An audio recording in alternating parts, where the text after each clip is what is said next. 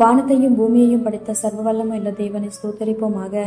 இரவு முழுவதும் கண்ணின் மணி போல பாதுகாத்து இந்த புதிய நாளை காணும்படியாக மார்ச் 20ஆம் தேதிக்குள்ளாக நம்ம ஜீவனோடு மீட்டு கொண்டு வந்த தேவனுக்கு நன்றி செலுத்துவோமா?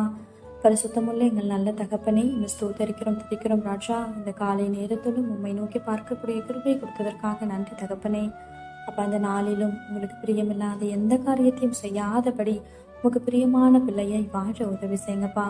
இந்த நாளிலும் எங்கள் தேவைகள் எல்லாவற்றையும் சந்தித்து நாங்கள் சோர்ந்து போகாதபடி உங்களுடைய வார்த்தை கொண்டு எங்களை பலப்படுத்துவீராக.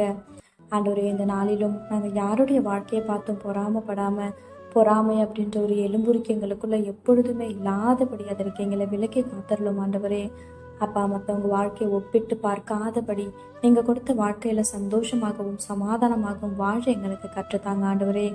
உண்மை போல எல்லாரையும் நேசிக்கவும் எல்லாரிடத்திலும் தாழ்மையாய் நடந்து கொள்ளவும் நீர் கற்றுத் தருவீராக. இந்த நாள் முழுவதும் உங்களுடைய வார்த்தைக்கு நேராக எங்களை வழிநடத்தும்.